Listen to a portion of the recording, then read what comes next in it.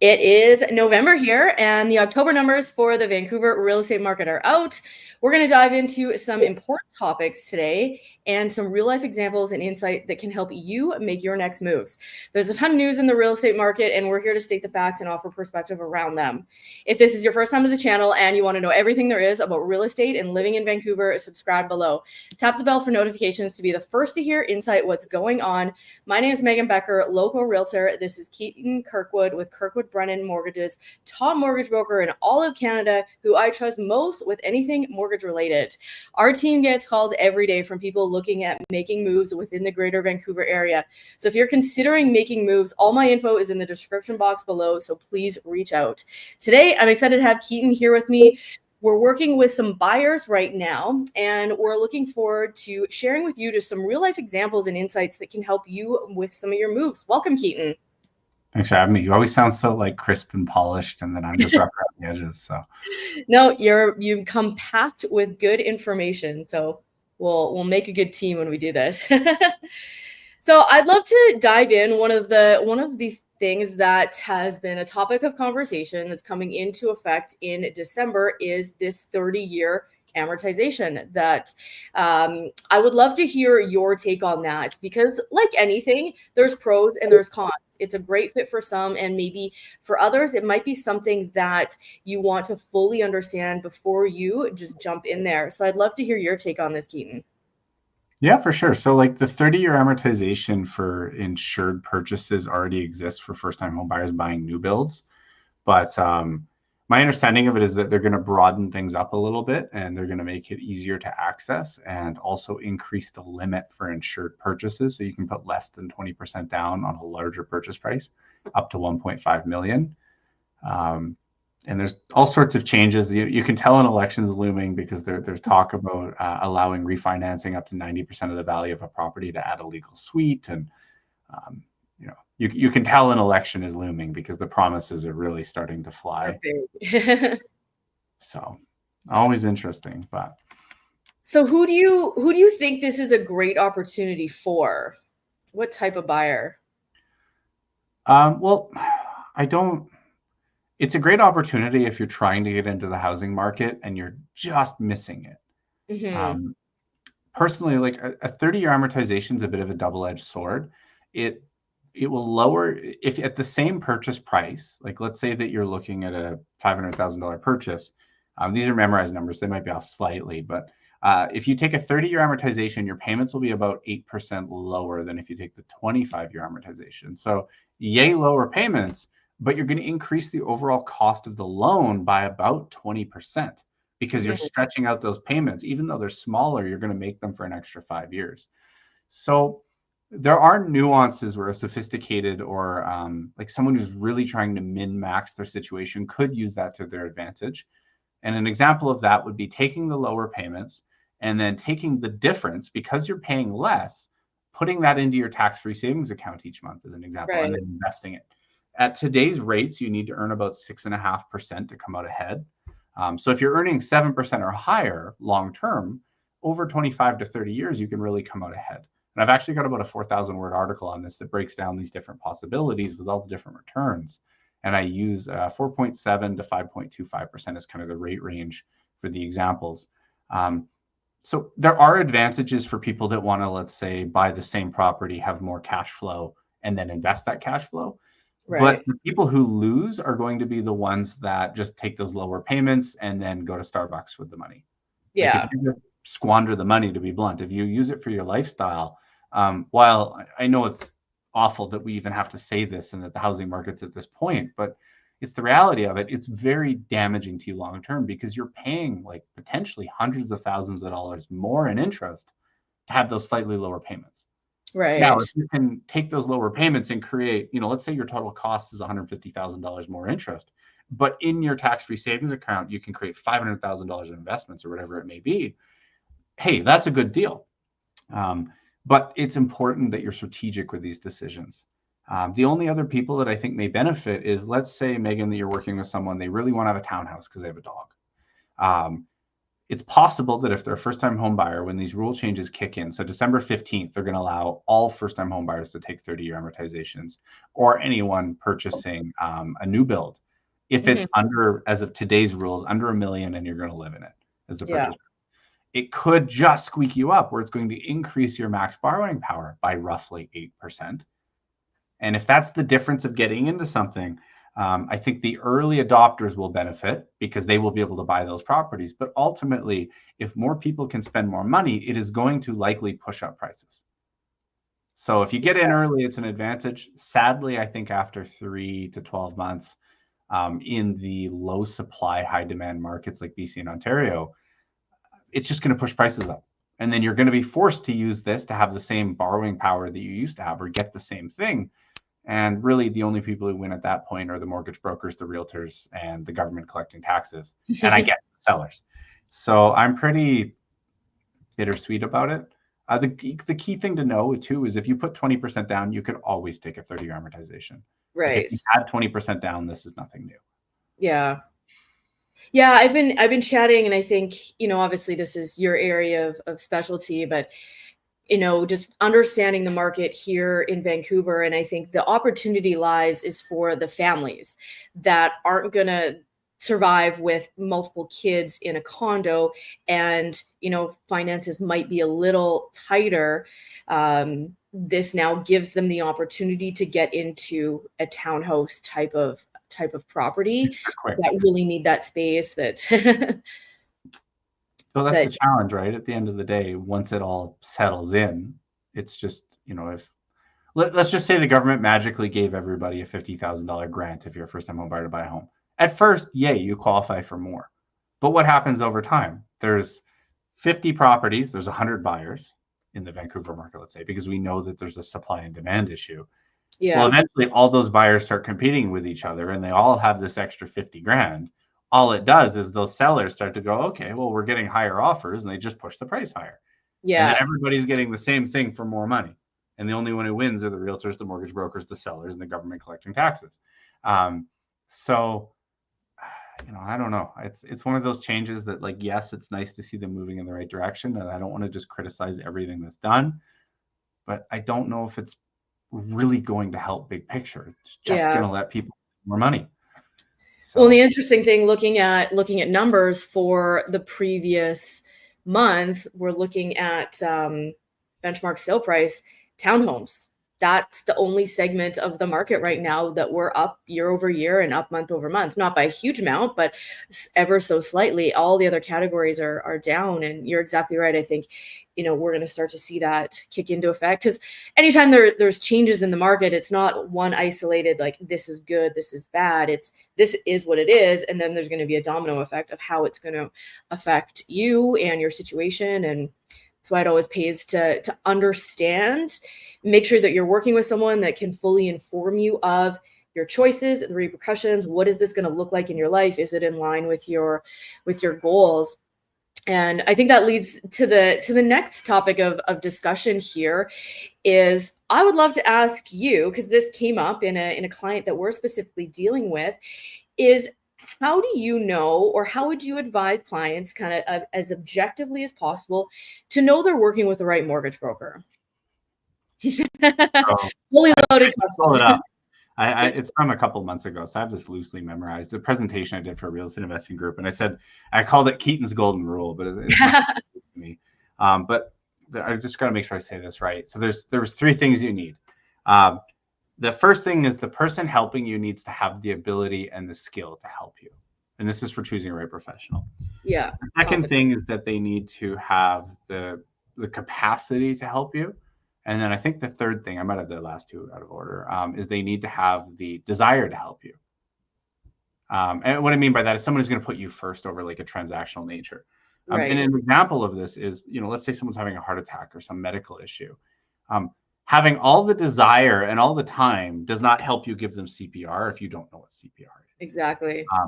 And I think it's an important thing you have to ask yourself when you're working with professionals. And once again, the order is not as important, but like, if someone's really good at what they do and they don't have, they really want to help you, but they don't have time to help you, probably not a good fit. If they have lots of time and lots of desire to help you, but they suck at what they do because they're new, probably not a good fit. Like, my belief is that you need to have all three of those things. Um, so that's what I would personally look for is, someone who's good at what they do. And the way that I suggest you figure that out is, don't ask, hey, Megan, are you good at working with first-time home buyers or investors or whatever? Because Megan's a realtor. She's probably going to say yes. And I'm just picking on you, Megan. But salespeople can just say, yeah, I'm great at that. I do lots of it. And you have no meaningful exchange of information to actually vet someone you don't trust, a new relationship. So what I suggest is you say, hey, Megan, when you're working with first-time home buyers, what are the biggest challenges you see them face? Like, what hurdles do they have to overcome? And how can they be proactive to get past it? Now, either Megan knows what she's talking about when it comes to first-time home buyers and has some experience to pull from, or she's going to just not be able to answer the question. Now, once again, first-time home buyers is more of a fuzzy, subjective topic. But I know, Megan, that you like to work with investors as well. Hey, Megan, when you're working with an investor to look for a good investment property, what characteristics of the property do you look for? Like, what separates a great deal from a bad deal other than price? Mm-hmm. Now, once again, you're either going to qualify the question, you're going to give a meaning, you're going to talk about tenant profile, layout of the property, how, if it's a condo, how the new building plans compare to the old, what is the availability of it, the desire, what is the rent trends, the population trends, the employment in the area, access to transit, employers. It goes on, but those are answers that are going to reveal they know what they're talking about.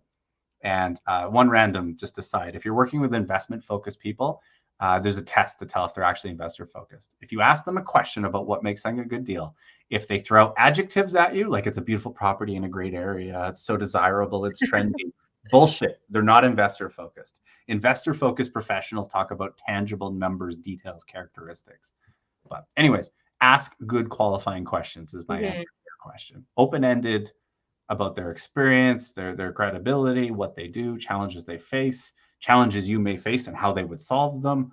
The goal is to figure out, are they passionate about what they do? Do they know what they're doing? Do they want to help you? And, I would argue just as importantly, does it feel like a good fit, someone you can trust? So. Yeah, I think maybe another question to ask you is, if somebody's sitting down and they're a first-time buyer, they've never gone through this process before, they were referred a mortgage broker from a friend. So, referrals are, a warm contact there. What are some questions, or what are some things to maybe watch out for, to understand, like, is this, not all mortgage brokers are created equally? I have a few Google reviews that have been that exact situation, and then we've received the 911 plea for help. One was a pre-sale, and they were on the brink of closing, and the family friend who had done so I'll explain why in a minute, but the family friend who had done multiple deals and was referred to them was just, if you've ever seen The Office, Kevin spilled the chili. Like, it was bad. They were like a week from closing, roughly. They had no approval. They'd just been promised and delayed. And the reality of it, it wasn't that the person who was referred was a bad person. I leave that neutrally. I don't know them. But they Yeah. weren't super experienced, and they'd helped a couple family members with very simple transactions. This individual is buying their third property. So while the person had the desire and the capacity to help, they didn't have the skill to help this specific situation. Mm-hmm. We didn't get paid on it. We found a non-broker channel solution that was able to, like, 911 it. Shout out to a good buddy of mine at BMO. But we found a solution. It was just free work, but I got a Google review out of it, so yay. But it happens. And my advice is that you should, a referral from someone, whether it's from your realtor, a lawyer, an accountant, a friend, family, that should be one piece of your screening process. It shouldn't be everything. And Yeah. ultimately, my advice is, ask those open-ended questions and be skeptical. And if you ask hard questions and, you check and they've got good reviews and they seem established, and you ask those hard questions, you like the answers you get, they seem reasonable, they show a degree of understanding and sophistication, they ask about you, they clearly care about you. If all the boxes are checked, great, work with them. But if you're not sure, then my advice would be simply, who's the next most likely person you're going to pick? And I Mm-hmm. wouldn't suggest the people you see advertising, because the whole point of advertising is just throwing money in the universe to get business. That's not really my ideal way of finding good relationships. But Google, go online, go to the different Facebook groups, ask around, whatever it is, talk to 2 or 3 people, and then figure out, is one person a clear winner? Do they all seem to suck? But just keep assessing till you feel like you have a good decision. Yeah, I would argue that buying a home is a major decision. You should have a team of people that you feel good about working with. for Like, not sure. only should they be experienced, but you should feel good about the relationship. And if you don't feel like they give a shit about you, next. Like, Yeah. as a client, like, this is your time to fire people. You get to be a Donald J on The Apprentice, and you're fired. Like, be an asshole. Find the right people for yourself, because these are big decisions. And if it goes wrong, well, you know, I don't want anyone to have a 911, right? So find the Yeah. right. Yeah, it's not just about the rate. You and I have had so many conversations about that when people, I'm just rate shopping. I'm going to go with whoever's going to give me the best rate. And, you and I I just both. want the cheapest car, Megan, as long as it drives and it's got 4 wheels. I should have Yeah, it. yeah. Exactly. It's not, that's not always what's best. Yeah. Imagine if you could get heart surgery and you could just auction off the Yeah, cheaper and cheaper for your heart surgery. yeah, yeah. Not All that of I'm those. saying brokers or realtors are heart surgeons, but just No, but it is. It's the exact same analogy, and I don't think people necessarily understand it. I have that conversation anytime someone's like cut the commission or discounted brokerage, and it's helping understand people um, value over price. You get what you pay for. There's that saying like an amateur is going to cost you like a fortune over what a professional will cost you in mistakes and misunderstanding and you know all of that kind of stuff. So let's I'm curious to dive into a little bit more what's going on in the market. I wanted to bring up that topic because there's a lot of things happening right now. And in order to fully understand the market and how it applies to you, I believe you need to work with the right professional that's going to take the time to understand your goals, educate you accordingly to what's going on, so you're not just you reading news articles and what's on social media and trying to make sense of it all. But let's dive in a little bit. So sales are up significantly month over month. They're up 38% since last month, 32% year over year. We're sitting at 2,632 sales this past month. Listings are also up. We've got quite a bit of inventory. We're sitting 14,477, which is up 48% month over month, 28% year over year. And across the board, we're moving up more into that seller's market. Detached almost like homes are these still. rate cuts are bringing the market back from the dead. Yeah, exactly what we thought would happen here. But kind of Well, let me looking ask at, you, yeah, what happens when the number of sales goes up and the days on market goes down, and then the number of listings go down? when sales go up, and The sorry, say that number again. of sales. So when the number, like when there are more buyers buy, therefore the number of listings go down and properties sit on the market for less time. Like, what usually happens? Things start to get more expensive. And why is that? The whole supply and demand curve. Multiple offers, the Yeah. bane of my existence. Can we go subject free, Keaton? And I that's hope it doesn't happen, please. yeah.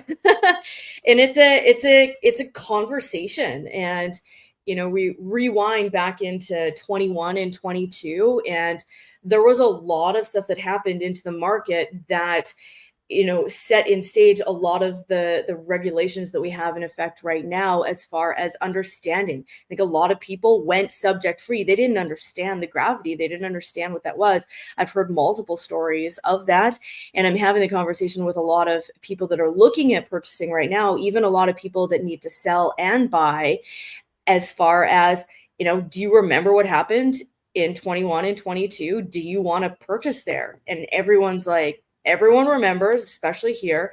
And the answer is no. And so even I just had a conversation with someone this morning that is looking at selling, not getting the exact number that he wanted. And I said, let's focus on where you're going, because you're upsizing in property. That's, on the buy is where you're going to make your money. Get into the home, start building equity on the bigger property. And, if you don't get the exact number that you want on your sale, you're going to make that up potentially even more on the buy side. No, for sure. It'll be And interesting to see how it all shakes out. And that's yeah, one of the challenges we've been facing. And I try to warn people is like, you have to be careful selling in a cold market and then buying in a hot market. Like, if you're going to sell. What you don't want to do is sit on the market, drag out. You finally get an accepted offer early January, let's say, or, late January. Yay, you start looking. And as you start looking, the market just starts to ramp up on you. yeah, It's a tricky, do you sell first and then buy, or do you buy first and then sell? Or my preference, you sell and buy at the same time. But I always tell clients, like, well, what would you prefer your worst case to be? You're pissed off, you've got hundreds of thousands of dollars in the bank and you stay at an Airbnb, or you can't buy, you can't close because you didn't sell your place, and now you're being sued and you're potentially going to lose hundreds of thousands of dollars in a lawsuit. Like, yeah, what do you prefer? And almost everybody prefers the Airbnb with lots of money, and so be safe, yeah, don't be sorry. yeah, yeah. It's understanding how to coordinate all of that for sure. But Not I'm help curious. hundreds of times. So, kind of seeing what's happening in the market right now, sales picking up, still inventory is still climbing, knowing where we're going with rates and other things that are coming into the market. I'd love for I know you don't have a crystal ball, but I'd love for your predictions. Like, what do you think is going to happen in 2025? What should people really be watching out for, aware of? Well, I'm more curious. Like, I wonder, like, are we going to see a Calgary whiplash? Like, Hmm. people sold when rates went up. There was a pressure that made it too expensive for people to live in, let's say, BC and Ontario. And where did a lot of them move? Calgary. They bought cheaper, but then prices went up because people kept moving and moving and moving. And now, like, Calgary's not that much cheaper than, say, Abbotsford, just as an Hmm. example. Relatively speaking, it's still more expensive in BC, but relatively. So I Yeah. wonder, now that rates are coming down and the prices are, at least at this point in time, suppressed, like, are we going to see people say, like, well, you know what? Alberta winter still sucks, Calgary or not, and then they sell, they make some money off their property, they move back. Like, I'm less so than a prediction. I'm curious to see if we're going to see a little bit of, like, counter migration where people are going to move back. And obviously that window won't last forever, because if Calgary prices hypothetically soften and BC goes up, then that spread will happen again. It'll be too expensive. But Hmm. I think it's going to be a very interesting year with, like, the US politics side of things. We've got an election coming up. One of the big questions is, we know that it's very likely the Bank of Canada will keep cutting variable rates, but will fixed rates follow because they move independently? So Right. far, like, after the last cut of 0.5%, fixed rates have actually gone up. So, or I should say, bond yields have gone up, which ultimately increases the prices of fixed rates. Right. Um, it's going to be an interesting one, right? Like, we're asking clients, like, do you want to take a fixed rate and have a cheaper rate to start, but if rates go down, you're trapped? Or would you rather take, like, a variable rate or an adjustable rate mortgage, procrastinate the decision to lock in, and then you have the ability to lock in at any time in the future? It's, I'm less about predictions and more about questions in this case. Like, I Yeah. really don't know. How long What do is a you piece of string, Megan? What do you find a lot of people are doing, fixed or variable, or kind of the considerations that they're making each way? So, for everybody watching, have you ever been online and seen posted rates from the banks? And, like, one of the banks right now, as an example, their 3-year fixed posted rate 6.99%. Um, I hope when you see this, you wonder, why would they do that? I don't think anyone's getting a 3-year fixed of 6.99. And you're right, no one is. Like, those higher than B lender rates. Uh, the reason they do this is it creates a discount when you get a fixed rate of, let's say, 4% or whatever it may be. They go, oh, we gave you a 2.99% discount, Megan. And then let's say you take a 3-year fixed, and hypothetically in a year rates have dropped down to 3%. And Megan's like, hey, Keaton, I want that 3% rate. I don't like 4%. Can I break? Well, the way they do the calculation for breaking the mortgage is they're going to go, okay, Megan, you've got a 3.99% rate, and the most comparable product is a 2-year product now, because it's a year later. You've got 2 years left in your mortgage. So they'll go 3.99% minus the most comparable posted rate minus the discount you got. And long story short, like, I did an example for Real Estate Group last week. A $450,000 mortgage hypothetically would have about a $23,000 penalty if it was a 3-year fixed and rates drop. So a posted rate is 2.5, or sorry, 4.5%, just is reasonable for a 2-year posted in a year, Mm-hmm. they would have that $23,000 penalty. So because of this, we're noticing a lot of people are taking adjustable rate or variable rate mortgages because they are uncertain if rates will keep falling.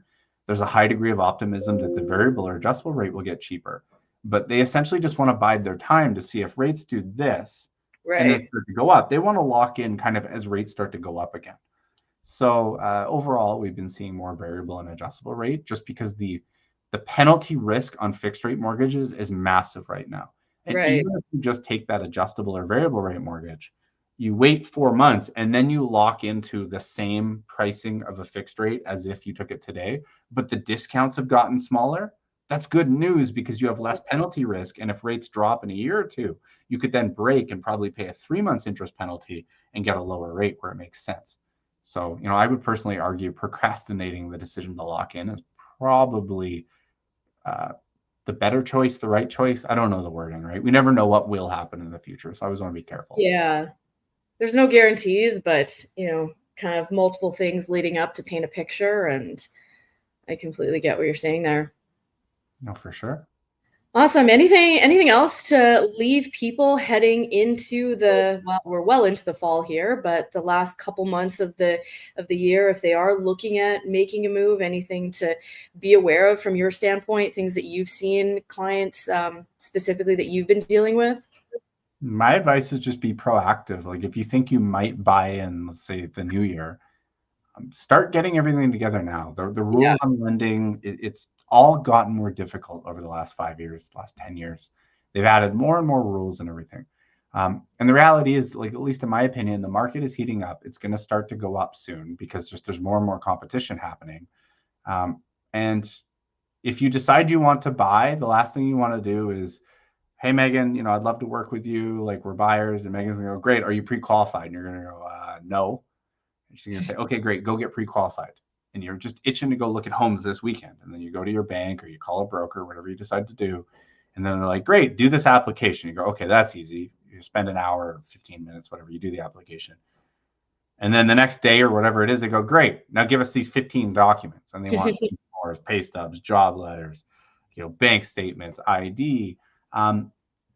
It can take a while. Yeah. So my advice is just get started sooner. It's better to be prepared and do nothing than it is to want to do something and not be able to, in my opinion. Yeah, for sure. The shopping part of the home buying process is fun, but it's not as fun when, you're not prepared to actually make anything happen when you do fall in love with something. It's What's the exactly. word? You fall in love and then that property gets married to someone else and Yeah. You're just heartbroken and then Yeah. nothing compares, right? So Exactly. We don't want you guys to leave heartbroken. So on that buying note, a home should be fun, right? Like I know yeah. it's financial and it's a little bit stressful, but it should be fun a little bit as well. So And I say that to people. It is. Route. Yeah, it's a big investment. It can be very stressful. And I find that if you're not working with the right professionals, if you're not prepared for the process and understand it, it is more stressful than it needs to be. And we want to help you focus on the enjoyable, the fun aspects of it, the exciting, financial investment, all of that kind of stuff. So yeah, on that note, we'll wrap things up. But again, I appreciate your time, Keaton, and I'll put all of Keaton's info in the description box below. So if you have mortgage questions, please reach out. And again, if you're looking at making moves, I'd love the opportunity to chat. My info is in the description box below. And until next time, we'll talk to you in December, where we'll be back with the November numbers. Thanks for having me.